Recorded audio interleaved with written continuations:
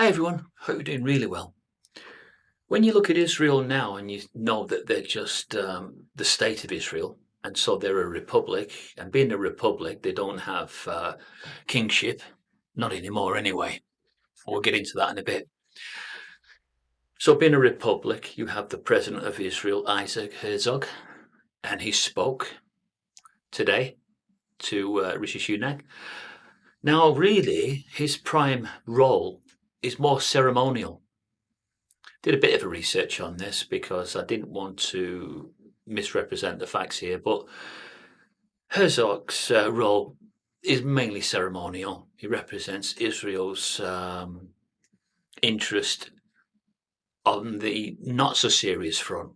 You know, and I'll get to Benjamin Netanyahu in a minute, but Herzog's role today was to certainly back up what his country's feelings are, but he wouldn't have the same power to send his country to war as Benjamin Netanyahu, who is the Prime Minister of Israel.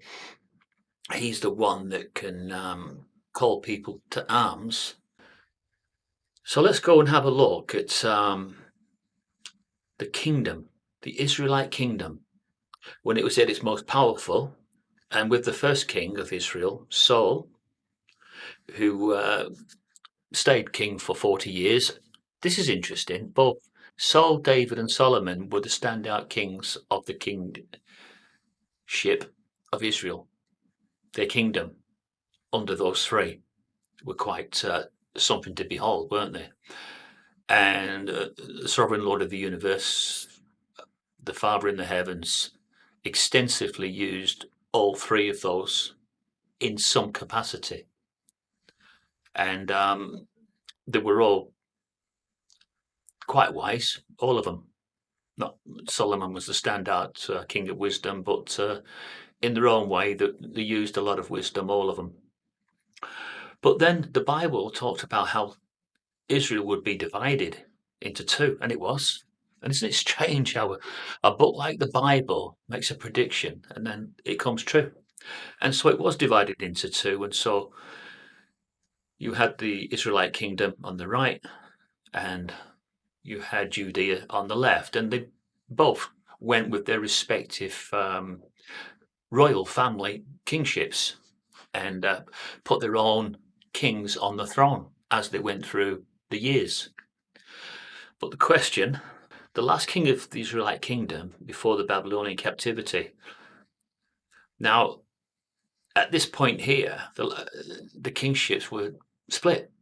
So you did have a good question or a good answer to this is that Zedekiah would have been the last king on the throne of Judah. That would be right. And the opposing forces that took them out were the Babylonian Empire. But the question is, I suppose, a bit misleading. The last king of the Israelite kingdom. The Israelite kingdom, that's the question. And I just threw the Babylonian captivity question in there just to fool us. Well, if it would have been Hosea, who was the last king of the Israelite kingdom, then you'd have to say that it was Assyria, because Assyria came in when Hosea, I think he reigned for 9 years, I think that's correct, and they came in, and when they used this word, it's quite an unusual word to use when you've just defeated a nation, but they say they were assimilated. Israel was assimilated. Well, I've had a quick look at that, and that's like integrated. So Assyria came in, they took them into captivity, and then this word comes in, assimilated. Now, this is what happened. They scattered them. Yes, they brought them in, and they put them into captivity, but they then pushed them into different places. I think they pushed them into Samaria and Nineveh and places like that. That's what they did. So that's the word assimilated, I suppose. They sort of integrated them, but then pushed them out into different areas. And it faded.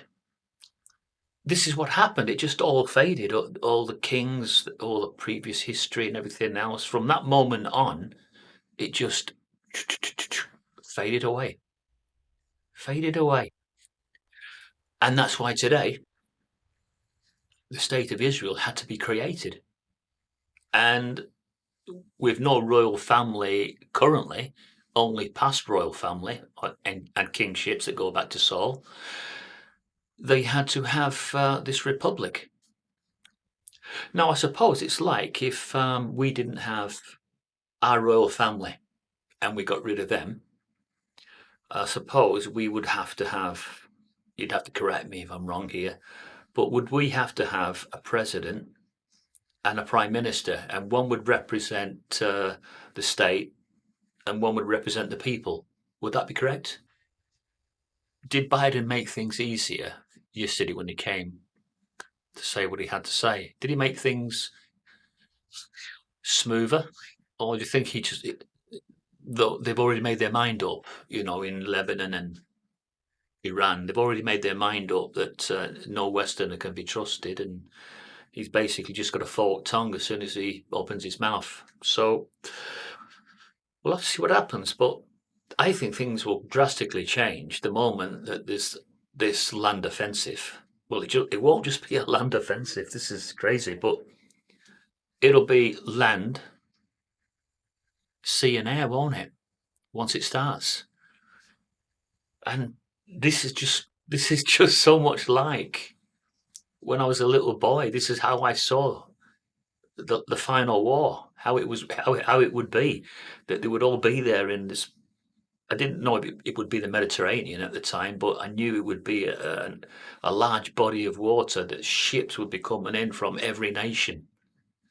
Russia, China, they'd all send their fighting best to this one place.